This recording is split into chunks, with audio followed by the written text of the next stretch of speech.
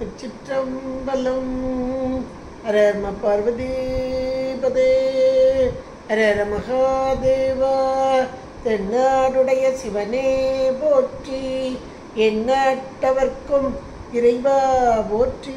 திருச்சிற்றம்பலம். ஒழியான திருமேனி உமிழ்தான மிகமேவும் கழியரவர் ஞானை கடல் நாழோ மரவ மல்லழிகழு மல தூவும் அடியார்கள் உளமாற வழியாகுவலிதாய வினை கூட நினையவே. திருச்சிற்றம்பலம். தில்லை குத்தபெருமான் திருவடிகளை சிறமேற்கொண்டு குருமகா சன்னிதானங்கள் பொற்பாதம் பணிந்து அடியவர் மக்கள் பொற்பாதம் பணிந்து இன்றைய கந்தர் அலங்கார சிந்தனையிலே சென்ற 20வது பாடல்ல சொன்ன கிரௌஞ்ச கிரி ஊடுருவ தொலைத்த வைவேல் மன்ன கடம்பின் மலர் மாலை மார்ப மௌனத்தை உற்று நின்னை உணர்ந்து உணர்ந்து எல்லாம் ஒருங்கிய நிற்குணம் உண்டு என்னை மறந்திருந்தேன் இறந்தே விட்டது இவ்வுடம்பே அப்படின்னு ரொம்ப அழகாக சொன்னார். இறந்தே விட்டது இவ்வுடம்பே அப்படின்றதுல நிறைவு பண்ணினார். இந்த உடம்பு இருந்தும் இல்லாத நிலை, அதாவது உடம்பு இறந்தே விட்டது அப்படின்னு அதில் ஒரு ஏகாரத்தோடு சொல்கிறார். உடம்பு இருக்குது, ஆனால் அதில் எந்த ஒரு உணர்ச்சியும் உணர்வுகளும் இல்லாத, இருந்தும் இல்லாத ஒரு நிலை. இது எப்படி அப்படின்னா, நல்ல புளியம்பழம் அந்த ஓட்டோடு ஒட்டாமல், இதை மணிவாசகர் ரொம்ப அழகாக சொல்கிறார். புளியம்பழம் ஒத்து இருந்தேன் அப்படிம்பார். அப்போ ஒரு நிலை வரும்போது இந்த அருளாளர்கள் இவங்களுக்கு தான் அது முடியும், நம் போன்றவர்களுக்கு அது சாத்தியம் என்பது கிடையாது. அவர்கள் இந்த உடம்பு இருந்தாலும் அந்த உடம்பு உலகத்தை அனுபவிக்காமல் முழுக்க சிவத்தோடு ஒன்றி இருக்கும் அந்த நிலையை அடைவார்கள் என்று இறந்தே விட்டது இந்த உடம்பே அப்படின்னர். இப்போ அடுத்த பாட்டில் இந்த உடம்பை விட்டுட்டு இறந்து போகிறாங்க இல்லையா, அந்த மக்களை பற்றியதாக ஒரு நினைப்பு வருது. யாருக்கு? இந்த அருணகிரி பெருமானுக்கு தான். அவங்களுக்கு இறந்தே விட்டது உடம்புன்னு அந்த அருளாளர்கள் நிலையை எடுத்து சொன்னார். இப்போ அடுத்த பாட்டில் உடம்பை விட்டுட்டு போகிறாங்க. உயிர் நித்த பொருள் அது என்றைக்கு இருக்குது, இந்த பிறவிக்குன்னு எடுத்த உடம்பு இங்கே கீழே விழுகுது. அப்போ இந்த உடம்பை விட்டுட்டு இறந்து போகக்கூடிய அந்த உயிர், அந்த ஆன்மாக்கள், அந்த மக்கள், அவங்கள பார்த்து ரொம்ப இறக்கப்படுறாரு. அதோட கொஞ்சம் கோபமும் வருது. ஏன்னா இவங்களாம் பெரியவங்க இல்லையா, பெரியவங்களையும் உண்மையை உணர்ந்தவர்கள். அட இவ்வளவு சொல்லி வைக்கிறோம் கேட்க மாட்டேங்கிறாங்களே. நம்மளாக இருந்தாலும் இப்போ வீட்டில் பாருங்கள், நம்ம பிள்ளைங்க நம்ம பேச்சை கேட்கலைன்னா நமக்கு எவ்வளோ கோபம் வருது. இவ்வளோ சொல்கிறேன், படித்து சொல்கிறேன், கேட்க மாட்டேங்கிறீங்க, இவ்வளோ கஷ்டத்தில் போய் மாட்டிக்கிட்டு துன்பப்பட போகிறியா அப்படின்னு நம்ம அனுபவத்தில் சொல்லுவோம். ஆனால் அவங்களுக்கு அது கேட்க மாட்டாங்க. ஏன்னா அவங்களுக்கு அந்த அனுபவம் இல்லை இல்லையா. அதனால இப்போ இவர்களெல்லாம் அருளாளர்கள், உண்மையை உணர்ந்தவர்கள். இந்த உலகம் நிலையில்லாதது. அப்போ நிலையில்லாத உலகத்தை விட்டு விட்டு விட்டு விலக வேண்டும். அப்போ விலக எப்படினாலும் உடம்புன்றது நம்மளை விட்டு போக போகுது. அப்போ உடம்பு போக போகுதுன்னா அதுக்கு முந்தி நாம் தயாராகணும். உடம்பு விட்டு உடம்பை இந்த கீழே விட்டுட்டு இந்த உயிர் கிளம்ப போகுது என்னைக்குனாலும் எல்லாருக்குமே. அப்போ அதுக்கு முந்தி நம்ம தயாராக இருக்க வேண்டாமா? அதைத்தான் இவர் சொல்கிறார். அதுக்கு முந்தி தயாராக இருங்களே அப்படிங்கிறார். இப்போ நம்ம ஒரு ட்ரெயின் பிடிக்க போகிறோன்னு வைங்களேன். அப்போ ட்ரெயின் இவ்வளோ நேரத்துக்கு கிளம்புதுன்னா, 8:15 கிளம்புதுன்னா 7:30 மணிக்கு அங்கே போய் உட்காந்துருவோம். உட்காந்து எப்போ வருது எதிர்பார்த்துருப்போம். நம்ம பக்கத்தில் இருக்க பைகள்லாம் சரி பண்ணி வச்சுட்டு ரெடியாக இருப்போம். ஏன்னா அது ஒரு 5 நிமிஷமா 10 நிமிஷம் நிற்கும், அதுக்குள்ளே போய் ரெடியாக ஏறணும் இருப்போம் இல்லையா. அதே போல் இந்த உடம்பு என்னைக்கினாலும் கீழே விழப்போகுது, உயிர் கிளம்ப போகுது. அப்போ உயிர் கிளம்ப போகுது அப்படின்னா இன்னொரு இடத்துக்கு போக போகுது. அதுக்கு தயாராக இருக்கணுமா வேண்டாமா? அதைத்தான் இவர் சொல்கிறார் இந்த பாடலில். அந்த பாடலில் நல்ல ஒரு இறந்தே விட்டது உடம்புன்னு நல்ல ஒரு நிலையை எடுத்து சொன்னார். இப்போ இந்த பாடலில் இந்த உடம்பை விட்டுட்டு போகிறாங்க இல்லையா, அவங்கள நினச்சி கொஞ்சம் கோபம், கொஞ்சம் வருத்தம், அதோட ஒரு வார்த்தையை சொல்கிறார், மதியிலிகாள் அப்படிங்கிற. கொஞ்சமாவது அறிவு இருக்கா உனக்கு? நம்ம திட்டுவோம் இல்லையா, அதே மாதிரி. ஏன்னா கோபம் தான் நமக்கெல்லாம் 2 அடி அடிப்போம், சின்ன பிள்ளைகளாக வந்து 2 அடி அடிச்சுடுவோம். இவர்கள் சொல்லால் அடிப்பார்கள், கல்லால் அடிக்க மாட்டாங்க, சொல்லால் அடிப்பாங்க. அதைத்தான் இங்கே சொல்கிறார், மதியிலிகாள் அப்படின்னு ஒரு வார்த்தையை கொண்டு வர்றார். அறிவே இல்லையா உங்களுக்கு அப்படின்னு கேட்குறார். நாம் சாதாரண சொல்கிற வார்த்தை தான், அதை நல்ல ஒரு அருமையான ஒரு சொல்லாட்சியோடு கொண்டு வருகிறார். மதியிலிகாள் அப்படிங்கிற.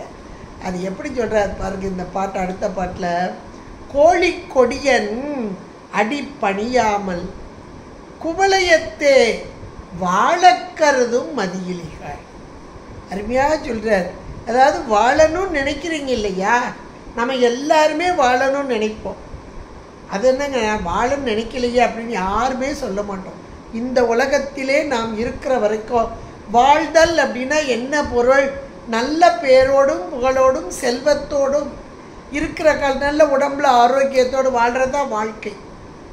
அவனுக்கு என்னப்பா நல்லா வாழ்கிறான்பா அப்படிங்கிறாங்க இல்லையா.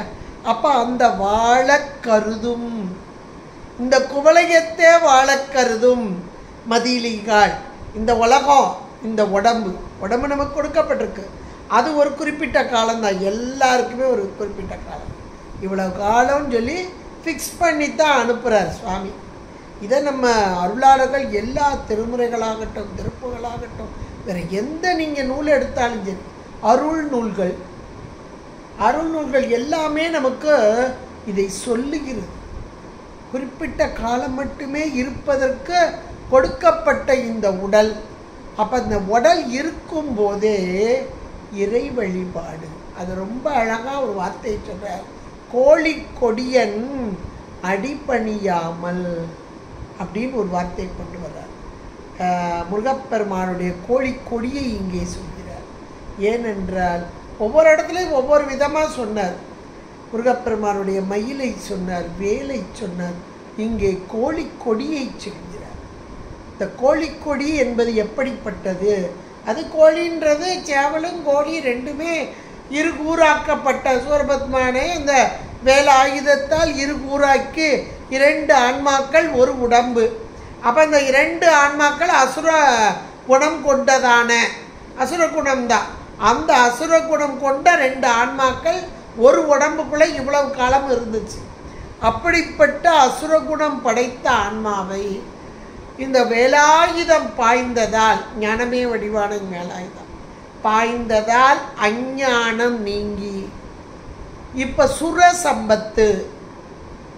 சுரசம்பத்துனா இந்த தேவர்களுக்கு உரியதாக இங்கே யாக்கி கொண்டார் முருகப்பெருமான். என்றால் அந்த மயிலை வாகனமாக கொண்டார், கோழியை கொடியாக கொண்டார். நம்ம எல்லாருக்கும் தெரியும் கோழியுடைய வேலை என்ன அப்படின்னா, கோழின்னு அந்த இடத்துல சேவல் தான். அப்போ அந்த சேவலுடைய வேலை என்ன? அதிகாலையில் எழுப்புதல். இப்போ நம்மலாம் கையில் அலாரம் வச்சுருக்குறோம், டைமிஸ் எல்லாமே வச்சுருக்குறோம், அதனால் அலாரம் வச்சு எந்திரிச்சிடுறோம். ஒரு காலத்தில் கோழி கூப்பிட எந்திரிக்கணும் அப்படிம்பாங்க. கோழி கூப்பிடும், அதாவது கோழி கூப்பிட்றதுலேயும் முதல்ல ஒரு கூப்பிட்றது, 2வது கூப்பிட்றதுலாம் கணக்கு வச்சுருப்பாங்க. அப்போ இந்த சாமம் அப்படின்பாங்க. அந்த கணக்கெலாம் நமக்கு ரொம்ப தெரியாது. ஆனாலும் கூட கோழி கூப்பிட எழுதல் அப்படின்றது பண்டை காலத்துலேருந்து இன்றைக்கு வரைக்கும் இருக்குது. அப்போ இந்த கோழி கூவுதல் அப்படின்றத பார்க்கும் போதெல்லாம் ஐயோ நேராயிட்டு எந்திரிக்கணும்னு நினைப்போமே ஒழிய கோழியை பற்றி நினப்பு வராது. அந்த கோழியை கொடியாக வச்சுருக்கானே அவன் நினப்பும் நமக்கு வராது. ஏன்னா கோழி ஞாபகம் வரணும், கோழியை கொடியாக வச்சுருக்கிறானே அவன் நினப்பு வரணும். அதைத்தான் இங்கே அருணகிரி பெருமான் சொல்றார், கோழி கொடியன் அடி பணியாமல், இவனுடைய திருவடி பணிதல். அப்போ இதனுடைய பொருள் என்ன அப்படின்னா, கோழி கூப்பிடுதல். கோழி எப்படி கூப்பிடும்? கொக்கரக்கோ அப்படின்னு கூப்பிடும். கொக்கரக்கோ என்று கூவும். கொக்கு அற கோ என்றுதான் அதனுடைய பொருள். சாதாரணமாக காலையில் கோழி கூப்பிடுதுன்னா அப்படியே ஒரு பக்கம் விடிய ஆரம்பிச்சிடும். இது கோழி கூப்பிடுது, கோழி கூப்பிட விடிஞ்சுதா, விடிஞ்சு கோழி கூப்பிடுதான்னா ரெண்டு அட் அ டைமில். இது நம்முடைய அருளியலில் அது இன்னும் சொல்லப்போனால் சைவ சித்தாந்தப்படியே சொல்லலாம். இருள் என்பது கொக்கு அற கோ. கொக்கு என்பது ஒரு தமிழ் சொல்ல ஏராளமான பொருள் உண்டு. கொக்கு என்பது ஒரு பறவையை குறிக்கும், கொக்கு என்பது மாமரத்தை குறிக்கும், கொக்கு என்பது இருளை குறிக்கும். இந்த இடத்துல இருள் அற நீங்க, அப்ப இருள் நீக்கமும் கோ கோ என்ற மாத்திரத்தில் அரசன். இந்த இடத்துல 1000 சூரிய பிரகாசம் கொண்ட முருகப்பெருமான். அப்ப இருள் நீங்கியது. இங்கே 1000 சூரிய பிரகாசம் கொண்ட முருகப்பெருமான் எழுந்து விட்டான். எழுந்திருங்கள் என்று சொல்வது போல கொக்கு அற கோ என்பதாக கொக்கரக்கோ என்று சப்தம், ஒலி, நாதம். இந்த நாதம் தானே மேலான ஒன்று நமக்கெல்லாம். இந்த நாதம் தானே நம்மை நடத்தி கொண்டிருக்கிறது. இந்த உடலையும் உயிரையும், உயிரும் உடலும் சேர்ந்து உட்கார்ந்து இன்றைக்கு செயல்பட்டுக்கிட்டு இருக்குன்னா இந்த நாதம் தான். நாதத்தை அத நாத விந்து கலாதி நமோ நம என்பார் அருணகிரி பெருமான். இந்த நாதம், இந்த கோழியின் சப்தம், இது மேலான ஒலி. இந்த ஒலியை கேட்ட மாத்திரத்திலே அடியினை பணிய வேண்டும். கோழியோட சப்தம் கேட்ட அந்த கோழி கொடியன் அடி திருவடி, அந்த திருவடியை பணியாமல், அப்ப அந்த சப்தம் நாதம் அது கேட்ட மாத்திரத்தில் ஆகா இந்த கோழி கொடிக்கு உரியவன் யார்? அந்த முருகப்பெருமான், ஞானமே வடிவான முருகப்பெருமான். அஞ்ஞான இருள் நீக்கி ஞான ஒளியை பிரகாசித்து கொண்டிருக்கும் இந்த முருகப்பெருமானின் திருவடியை பணிந்து, அதை பணியா காலையில் எந்திருக்கும் போதே வேலும் மயிலும் துணை. பம்மன் சுவாமிகள் நல்லா சொல்றார், விழும்போதும் வேலும் மயிலும் துணை என்பேன், விழுந்து எழும்போதும் வேலும் மயிலும் துணை. எந்திரிக்கும் போதே காலையில் வேலும் மயிலும் துணை, வேலும் மயிலும் துணை என்று சொல்லிக்கொண்டே எந்திருக்க எழ வேண்டும். இன்னைக்கு முருகா என்ற அந்த நாமங்களை சொல்லிக்கொண்டு எந்திருக்கிற முருகா என்னும் நாமங்கள் ஒன்றும் இல்லை, நாமங்கள் அது. அப்படிப்பட்ட கோழிக்கொடியன் அடி பணியாமல் இந்த குவளையத்தே வாழ கருதும் மதியிலிகாள். ரொம்ப அழகா ஒரு வார்த்தை போடுறார். வாழ்தல் அப்படின்னா வாழ்வாங்கு வாழ்தல் அப்படின்னா, இன்றைக்கு வாழ்தல் என்பது என்ன பொருளை தரக்கூடியது என்றால், நன்றாக, அதாவது ஒருத்தர் வாழ்கிறான்னா இன்னைக்கு உள்ள நிலையில், நாம் இப்போ புஸ்தகம்லாம் படிக்கிறதுனால வேறு மாதிரி சொல்லுவோம். ஆனால் வாழ்கிறான்னா அவனுக்கு வாழ தெரியாதவன்ப்பா, கையில் இருக்க காசெல்லாம் செலவழிச்சிட்டு ஒன்றும் இல்லாமல் இருக்கான் பாரு. அல்ல சம்பாத்தியம் பண்ணால் அதை சேர்த்துக்க வேண்டாம், அவ்வளோவும் செலவழிச்சுட்டான் பாரு. கோயில் கட்டுறானா, கோயிலுக்கு செலவழிக்கிறானா, இப்படியெல்லாம் சொல்லுவாங்க இல்லையா.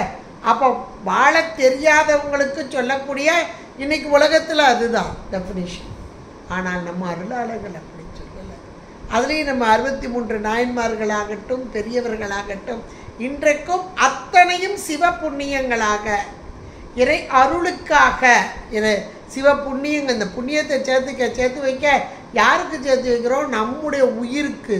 உடல் இருக்கும் காலத்திலே இந்த உயிருக்கு ஊதியம், அதுதான்.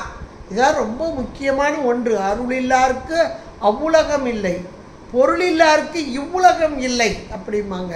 இப்போ இந்த பொருள், அந்த பொருள் இருக்கும் போதே அருளை நாம் பெற முடியுமானா முடியும். இந்த உடம்பு இருக்கு, இப்போ இந்த உலகத்தில் வாழ்ந்து கொண்டு இருக்கு. அப்போ வாழ்வாங்கு வாழ்தல் என்பது இறைவன் கொடுத்த இந்த பொருள், அதனை கொண்டு சிவ புண்ணியங்களை ஈட்டி மேலான வாழ்வை வாழ்பவர்கள்தான் வாழ்ந்தவர்கள். மேலான வாழ்வு. இதை சிவபுண்ணியம் செய்யாமல் மொத்தமாக டெபாசிட் உள்ள தூக்கி வச்சு அது என்னைக்காவது நமக்கு வருமா? இந்த பாட்டில் அவ்வளோ அழகாக சொல்கிறார். முதல் வார்த்தையில் கோழிக்கொடியன் அடிபடியாமல் குவளையத்தே வாழ கருதும் மதியிலிகாள் அப்படின்னு முதல் வரியில் அழகாக சொல்லிட்டாரு. வாழ கருதும் மதியிலிகாள். அப்போ இறைவனுடைய திருவடியை வணங்காமல் வாழ்தல் என்பது கிடையாது. அதாவது அருள். இந்த உலகத்தில் வாழ்கிறதுக்கு அருள்லாம் வேண்டாம், பொருள் இருந்தால் போதும், நாங்கள் எல்லாம் வாழ்ந்துருவோமாக்கோம் அப்படின்னு சொல்கிறவங்க இன்றைக்கு இருக்கிறாங்க, நிறைய பேர் இருக்காங்க. அவங்களாம் நல்லா தானங்க இருக்காங்க, என்னங்க குறையாக இருக்காங்க, நீங்கள் தான் என்ன வச்சு எங்கிட்டயே நிறைய பேர் சொன்னாங்க.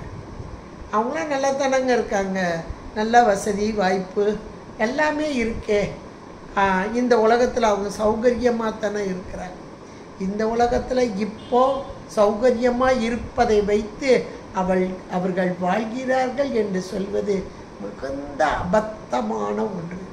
ஏன்னா இறைவன் நமக்கு திருவருட்பயனில் கூட வரும், சலமிலன் சங்கரன், சலம் இல்லாதவன், அவன் நலமிலன் நன்னார்க்கு, நன்னினார்க்கு நல்லன் அப்படின்பார். அப்போ அந்த பாடலுடைய அந்த திருவருட்பெண் குரல் வெண்பா அதனுடைய பொருள் என்னென்ன, அவனை அணுகாதவங்களுக்கு ஒன்றும் செய்ய மாட்டான். அப்படியா பொருள்னா அப்படி பொருள், அணுகாதவங்களுக்கு ஒன்றும் செய்ய மாட்டான், அணுகினவங்களுக்கு கொடுத்துட்டு போயிடுவான்.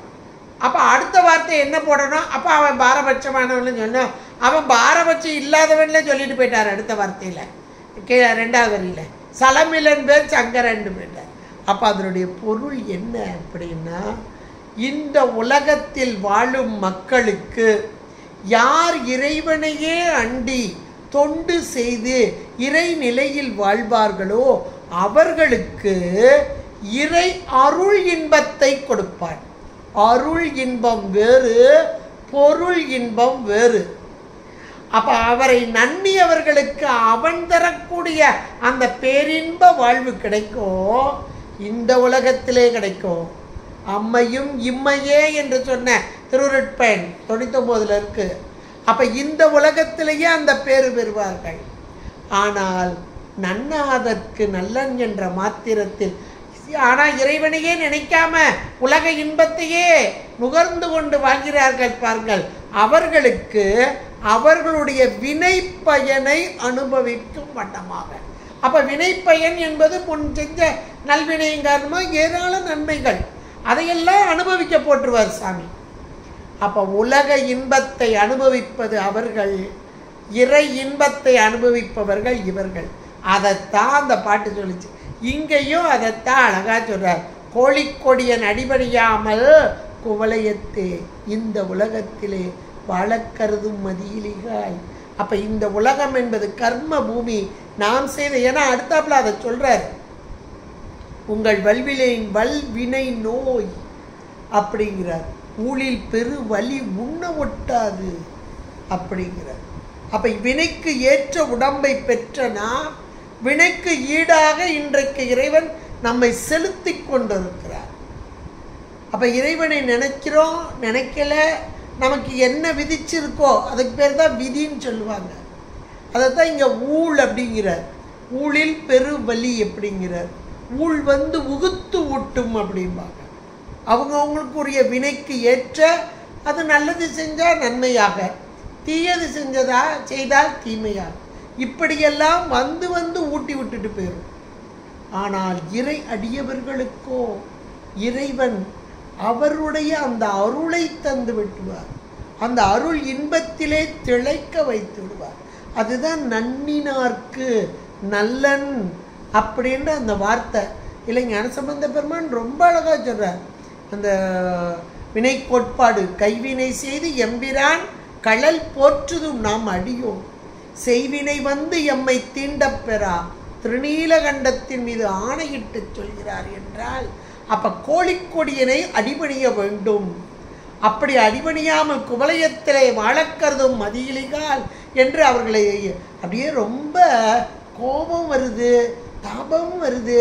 அவங்களை எப்படி சொல்றது, அதான் அறிவில்லாமல் இருக்கீங்களேப்பா மதியிலிகால், இந்த உடம்பு எவ்வளோ காலம் இருக்க போகுது, இந்த பொருள் நம்மளோட எவ்வளோ காலம் அனுபவிக்க முடியும், சில காலம் தானே.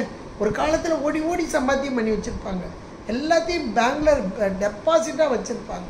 சாப்பிட நிதானமாக இருந்து சாப்பிடக்கூட நேரம் இல்லாமல் உழைச்சி உழைச்சி உழைச்சி உழைச்சி இப்போதான்ப்பா கொஞ்சம் நிம்மதியாக உட்காந்துருக்கோம். சரி, இப்போ உட்காந்த நேரத்தில் சாப்பிட முடியுமா? அப்போ சாப்பிட்றதுக்கு நல்ல உடம்பு இருந்தது, ஆனால் நேரமே இல்லை, ஓடி ஓடி உழைச்சோம்.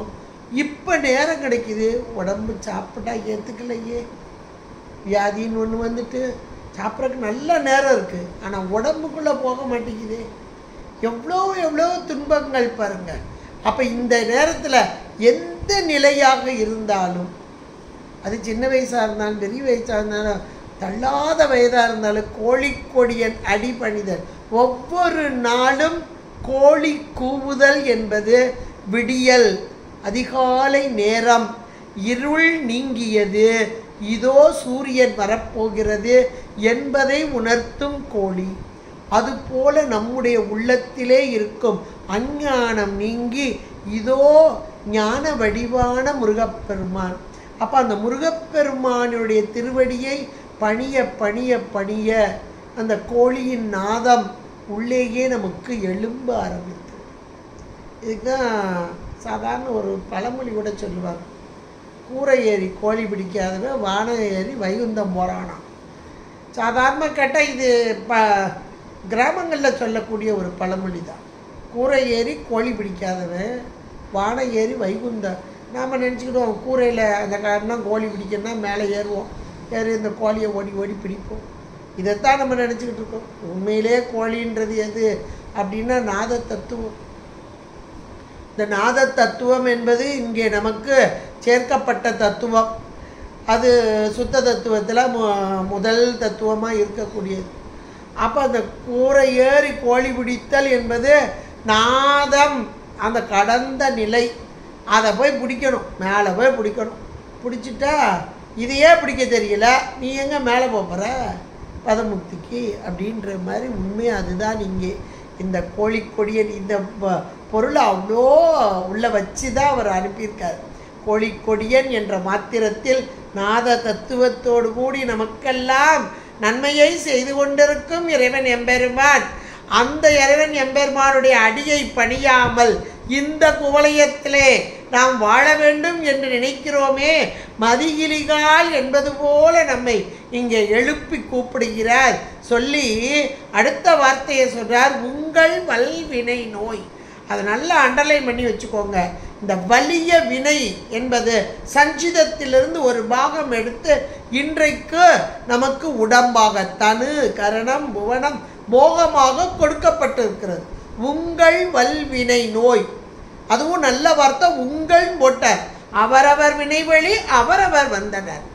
வினை போகமே ஒரு தேகம் கண்டார், வினை போய்விடில் தேகம் நில்லாவே. அதான் உங்கள் வல்வினை நோய். அவரவர்க்கு உரிய இந்த வலிய வினை என்பது சஞ்சிதம். அதிலிருந்து எடுக்கப்பட்ட இந்த தனு கரணம் புவனம் போகம் இவ்வளவு. இது நோய் என மாயாகாரியம், கண்மத்துக்கு ஈடாக. எதற்காக? மலத்தை நீக்குவதற்காக, அந்த இருள் என்ற மலத்தை நீக்குவதற்காக நோய். அந்த வல்வினை நோய் ஊழில் பெருவலி. நல்ல வார்த்தை, ஒன்றும் ஒட்டாது. அந்த ஊழில் பெருவலி என்ற மாத்திரத்தில் இப்போ எல்லாம் இருக்கு, நான் அனுபவிக்க முடியுதா? ஏன்னா இந்த வலிய வினை நன்மையும் செஞ்சிருக்கேன், அது நல்லதை கொடுக்குது. தீமையும் செஞ்சிருக்கேன், அது தீமையை கொடுத்துட்டு போயிரு. நன்மை செய்யும் போது நல்வினை ஊட்டும் போது யாரும் வருத்தப்பட மாட்டோம். ஆகா நமக்கு கிடைச்சதே அப்படின்னு ஒரு பெருமை, ஒரு சந்தோஷம் இதெல்லாம் கூட இருக்கும். துன்பம் வரும்போது எப்பா சாமி கொஞ்ச நேரம் மறந்துட்டாரா, என்னால் தாங்க முடியல. சாமியெல்லாம் மறக்கலை, ஞாபகம் வச்சு தான் கொடுக்குறார். நாம் செஞ்சால் தான் உங்கள் வல்வினை நோய். நமக்காகத்தான் இந்த வார்த்தை, உங்கள் வல்வினை நோய் ஊழில் பெருவலி. உண்ண ஒட்டாது. இந்த உண்ண ஒட்டாதுன்றது சாப்பாடு, அதாவது சாப்பாடை வச்சுக்கோங்க, ஞாபகம் வச்சுக்கோங்க. ஆனால் உண்மையிலேயே நாம் எதை நினைச்சோமோ அதை செய்ய முடியாது. இந்த ஊழில் பெருவலி அப்படின்பது நம்முடைய நல்ஊழ் இருந்தால்தான் நாம் செய்ய முடியும். இது கூட ஒரு நாலடியார் பாடல் ஒன்று ரொம்ப அருமையான ஒன்று. ஒருத்த நல்ல வயசில் எல்லாம் நல்லா சம்பாத்தியம் பண்ணி ஏராளமாக வச்சுட்டான், ஆனால் நிறைய தர்மம் பண்ணலை, கொஞ்சம் படுக்கையில் விழுந்துட்டான். இப்போ எல்லாரும் சொல்கிறாங்க, சொன்னோடனே ஆகா கொஞ்சமாவது நம்ம தர்மம் பண்ணியிருக்கலாமோ, பண்ணாமல் விட்டுட்டோமே, சரி அந்த காலம்லாம் பேங்க்கில் டெபாசிட் பண்ண மாட்டாங்க. கொஞ்சம் எங்கேயாவது தோண்டி புதைச்சி வச்சுருப்பாங்க. அங்கங்கே ஒரு மரத்துக்கு கீழே இல்லை வீட்டுக்குள்ளே எங்கேயாவது தோண்டி புதைச்சி வச்சுருப்பாங்க. இப்படி தோண்டி புதைச்சி வச்சார். எங்கே முன்னாடி இருக்கிற மரம், புளிய மரம், அதுக்கு அடியில் கொஞ்சம் தோண்டி ஒரு பானையில் போட்டு வச்சார். இதை பிள்ளைகளில் 3 பிள்ளைகளில் ஒரு பிள்ளை பார்த்துட்டான், 2வது பையன் பார்த்துட்டான். ஆகா, அப்பா வச்சுட்டாரு, அநேகமாக கொஞ்ச நாளைக்கு இறந்து போயிடுவார், நம்ம அடிச்சிடலாம், இதை யார்கிட்டையும் சொல்லக்கூடாதுன்னு ரெடியாக நிற்கிறான். இப்போ இவருக்கு வாய் பேச முடியலை, ஒரு பக்கவாதத்தில் விழுந்துட்டார். இவருக்கு மற்றவங்கெல்லாம் பக்கத்தில் சொல்கிறாங்க, ஐயா இருந்த காலத்துலலாம் தர்மத்தை பண்ணுறதை விட்டுட்டு இப்படி கிடக்கிறீரே அப்படின்னு சொல்லி, இப்போ கொஞ்சத்தையாவது தர்மம் பண்ணலாமே அப்படின்னு நினைக்கிறார். கையும் வரலை, வாயும் வரலை, கண்ணால் அங்கே ஒரு விரல் மட்டும் இப்படி நீண்டி கையை காமிக்கிறார் எந்த மரத்தை நோக்கி. வாயில் பேச்சு வரலை. பக்கத்தில் இருந்த 2வது உள்ளவன் கவனிச்சிட்டான். ஆஹா, அந்த பணத்தை எடுத்து கொடுத்துட்டாருன்னா நமக்கு இல்லாமல் போயிருமே. அதனால வயசான காலத்தில் எங்கள் அப்பாவுக்கு இந்த புளிய பழம் சாப்பிடணும்னு ஆசை வந்துட்டு போல, இப்போ கொடுக்க முடியுமா இந்த புளிய பழத்தை அப்படின்னு அவர் சொல்ல வந்தது வேற. ஆனால் இவன் ட்விஸ்ட் பண்ணிட்டான். இதை நாலடியார் பாட்டு அழகா சொல்லுது பாருங்க. சிறு காலையே தமக்கு செலவுளி வல்சி இறுகி இருக தோற்பு கொள்ளார் இறுகி பின் அறிவாம் என்றிருக்கும் பேதையர் கை காட்டும் பொன்னும் புலி விளங்காயாம். எவ்வளோ ஒரு அருமையாக இருக்குது பாருங்க. தங்க கட்டி அங்கே சேர்த்து வச்சுட்டு அது சமயத்துக்கு அவனுக்கு பயன்படலையே. யோசிச்சு பாருங்க. இதுதான் அந்த ஊழின் பெருவழி என்று சொல்லக்கூடியது. அந்த ஊழின் பெருவழி என்பது நாம் நினச்ச நேரம் இப்போ இருக்கிறோம், நம்முடைய பொருள் நமக்கு இருக்கு. அந்த பொருள் இருக்கும்போதே, நல்ல உடம்பு இருக்கும்போதே அந்த பொருளால் அருளை நாம் பெற வேண்டும். பொருளால் அருளை பெற முடியுமா? முடியும்.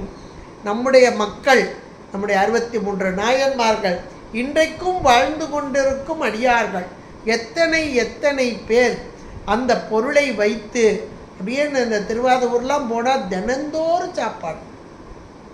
இவ்வளோ நாளாச்சு பாருங்க, 2 வருஷத்துக்கு மேலே ஆச்சுன்னு நினைக்கிறேன். 2 வருஷமோ 3 வருஷம் ஆயிட்டு.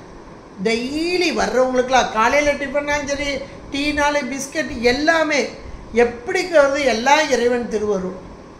அப்பா ஒருத்தருடைய முயற்சி, அவர் மட்டும் இல்லை, கூட்டு முயற்சி, இறைவன் திருவருள், இதெல்லாம் எவ்வளோ பெரிய புண்ணியம் பாருங்க.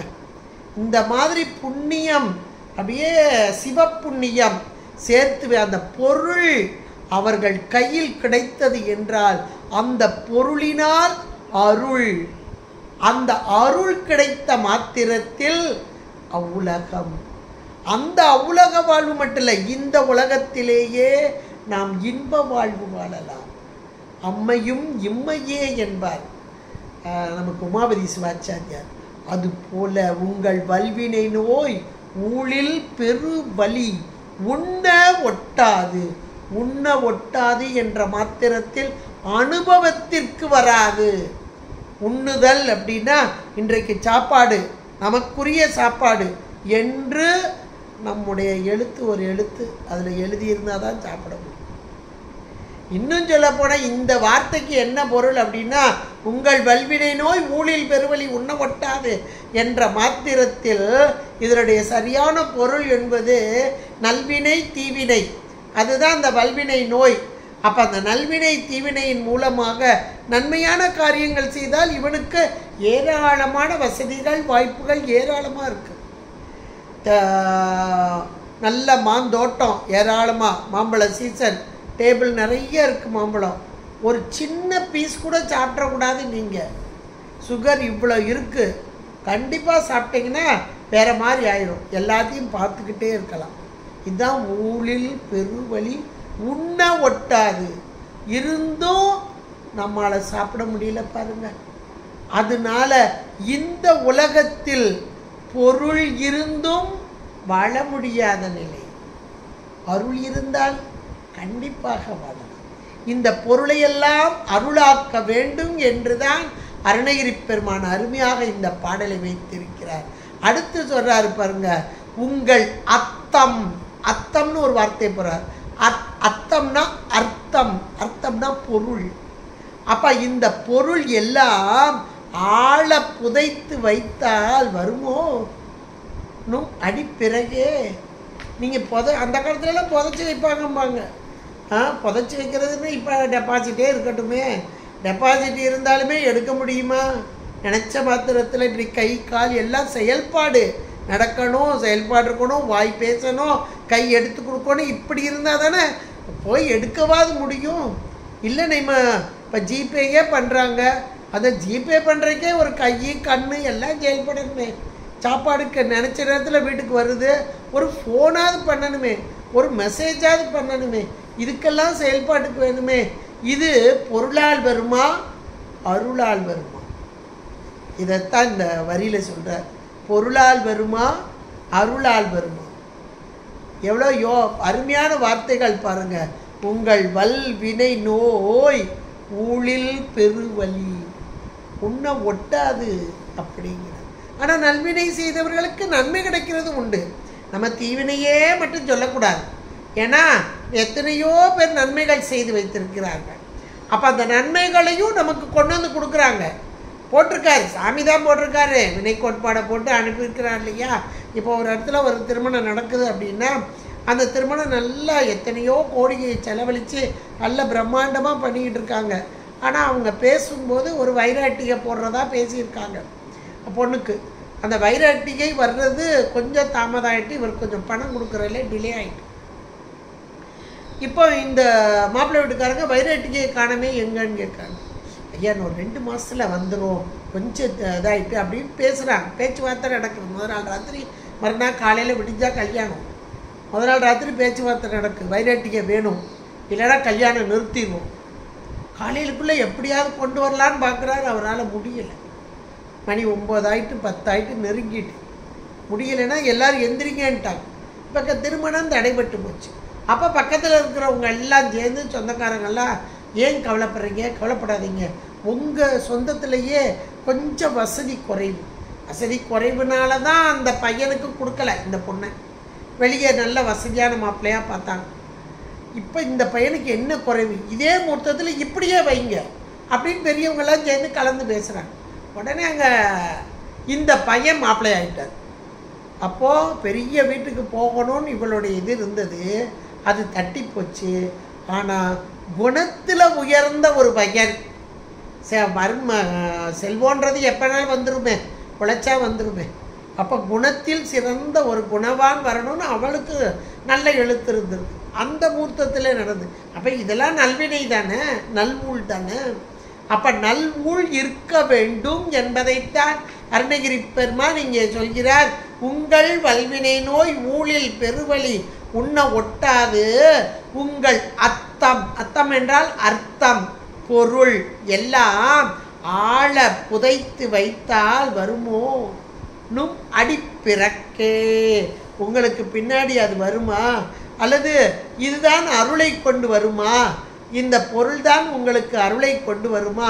நீங்கள் இருக்கும் காலத்திலேயே ஒவ்வொரு நாளும், இந்த கோழிக்கொடியன் அடி என்பது ஒவ்வொரு நாளும் விடியுது. ஒவ்வொரு நாள் விடியும் போது கோழி கூப்பிடுது. அதுபோல நம்முடைய இருளும் நீங்க வேண்டும்.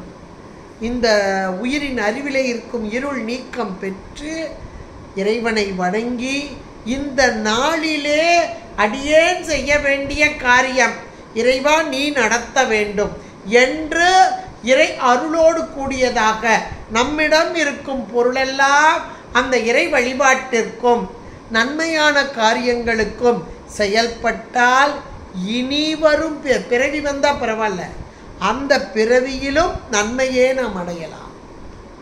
மேலான உலக இன்பமும் அடையலாம். அந்த உலக இன்பத்திலேயே இறைவனை நினைத்தால் அந்த மேலான அருள் உலகத்தையும் அடையலாம் என்று ரொம்ப அருமையான ஒரு பாட்டாக இது. அப்படியே இந்த பாட்டை கொஞ்சம் மாற்றி எடுத்தோம்னா மறுதலை குறிப்பு அப்படிம்பாங்க. நம்ம இப்போ அப்படியே இதனுடைய பொருளை பார்த்தோமா, மாற்றி எடுத்தால் இந்த கோழிக்கொடியன் அடி பணிந்தால், பணியாமல் வர வந்துச்சு இல்லையா? இப்போ இந்த இடத்துல அடி பணியாமல் அதில் சொன்னார். நம்ம அப்படியே பார்த்தோம். இந்த கோழிக்கொடியன் அடி பணிந்தால் இந்த குவளையத்தே வாழலாம். வாழ்தல் என்பது வாழ்வாங்கு வாழ்றான்பா, அவனுக்கு என்னப்பா, அது போல வாழலாம். இந்த சேமிக்கும் பொருளை எல்லாம் உண்ணலாம். நமக்கென்று வைத்த பொருளெல்லாம் நாமே அனுபவிக்கலாம். சேமிக்கும் பொருளை உண்ணலாம். அதில் என்ன சொன்னார்? பெருவழி உண்ண ஒட்டாதுன்னார், எதிர்மறையாக சொன்னார். அப்போ இதில் அப்படியே இதை மாற்றி பாருங்கள், என்ன வருது? குவளையத்தை வாழலாம், சேமிக்கும் பொருளை உண்ணலாம், புதைத்து வைக்காமல் பிறருக்கு கொடுக்கலாம், அதனால் விளையும் பயன் அது புண்ணியம், அது தொடர்ந்து வரக்கூடியதாக இருக்கும். அப்படியே கொஞ்சம் மாற்றி போட்டுக்கோங்க. மாற்றி போட்டால் ரொம்ப சந்தோஷமாக இருக்கும். இது போல வாழ நாம் பழக வேண்டும் என்றுதான் அருமையாக அருணகிரி பெருமான் இந்த பாடலை நம் பொருட்டாக இங்கே கொடுத்திருக்கிறார். நம்முடைய அருளாளர்கள் எல்லாம் நீங்கள் பட்டியல் போட்டு பாருங்கள். எப்படிப்பட்ட ஒரு மிக உயர்ந்த நிலை. அதாவது சிவப்புண்ணியம், புண்ணியத்திலேயே உலக புண்ணியம் ஒன்று, சிவப்புண்ணியம் ஒன்று. உலக புண்ணியத்துக்கும் பயன் உண்டு. அது இந்த உலகத்திலேயே நம்ம இந்த பிறவி மட்டும் இல்லை, இனிவரும் பிறவிகளில் நல்ல நலமோடு வாழலாம். சிவப்புண்ணியம் செய்தால் மேலே அங்கே வச்சுவார் சுவாமி. எந்தெந்த இடத்துல வைக்கணுமோ அந்தந்த இடத்துல வைப்பார். அதுதான் பதமுக்தியாக பரமுக்தியாக. வையத்தில் வாழ்வாங்கு வாழ்பவன் வான்முறையும் தெய்வத்தில் வைக்கப்படும். அப்போ அந்த பதமுக்தி என்பது, பதமுக்தியில் இருந்து கொண்டே இறைவனை வழிபட்டால் மேலான பரமுக்தி. இதையெல்லாம் ரொம்ப அழகாக இந்த பாடல் மூலமாக நமக்கு சொல்லியிருக்கிறார் அருணகிரி பெருமான். என்றால் ஒவ்வொரு நாளும் காலை எழும்போதே கோழி கொடியனை, கோழியை நினைக்க வேண்டும், கோழி கொடியை நினைக்க வேண்டும், கோழி கொடி உடைய முருகப்பெருமானை நினைக்க வேண்டும், அவருடைய திருவடியை பணிய வேண்டும். அப்படி பணிந்தால் இந்த குவளையத்திலே நன்றாக வாழலாம் என்று அருமையாக சொல்லி, நம்முடைய வல்வினை நோய் இங்கே ஊழில் பெருவழி உண்ண ஒட்டாது போகாது, நாமே அனுபவிக்கும் வண்ணமாக நன்மையான காரியங்களை, ஏன்னா இறைவனுடைய திருவடியை பணிந்து விட்டால் நாம் செய்யும் காரியங்களெல்லாம் நன்மையானதே. அந்த பொருளெல்லாம் நமக்கென்று வைத்த இறைவன் கொடுத்த பொருள்தான். அந்த பொருளெல்லாம் பிறருக்காகவும் சிவபுண்ணியமாகவும் ஈட்டி புதைத்து வைக்காமல் சிவபுண்ணியமாக்கி செய்தால் மீண்டும் மீண்டும் விரைவி வந்தாலும் அங்கேயும் நன்மையும் அருளும் கூடி நிற்கும் என்பதை இந்த பாடல் மூலமாக, கந்தர் அலங்கார பாடல் மூலமாக நமக்கு அருணகிரி பெருமான் மிக அருமையாக கொடுத்திருக்கிறார். என்றால் ஒவ்வொரு நாளும் முருகப்பெருமானை நினைந்து, அந்த கோழி கொடியை நினைந்து, இருள் நீங்கி, அறியாமை என்ற இருள் நீங்கி இறைவனுடைய திருவருளோடு கூடி அந்த ஒளியான திருவருளில் நினைந்து அதையே வணங்கி, திருவடியே வணங்கி வாழ நாம் பழக வேண்டும் என்றுதான் நமக்கு அறவுரையாக அறிவுரையாக எடுத்து கூறியிருக்கிறார் அருணகிரி பெருமான். அருமையான இந்த கந்தர் அலங்கார பாடலை நாம் இன்றைக்கு சிந்திப்பதற்கு இறைவனுடைய திருவருளும் குருவருளும் ஊட்டியமைக்க திருவருளுக்கும் குருவருளுக்கும் நன்றி கூறி அமைகிறேன். நன்றி, வணக்கம். திருச்சிற்றம்பலம். ஹர ஹர பார்வதீபதே, ஹர ஹர மகாதேவ. தென்னாடுடைய சிவனே போற்றி, எந்நாட்டவர்க்கும் இறைவா போற்றி. திருச்சிற்றம்பலம்.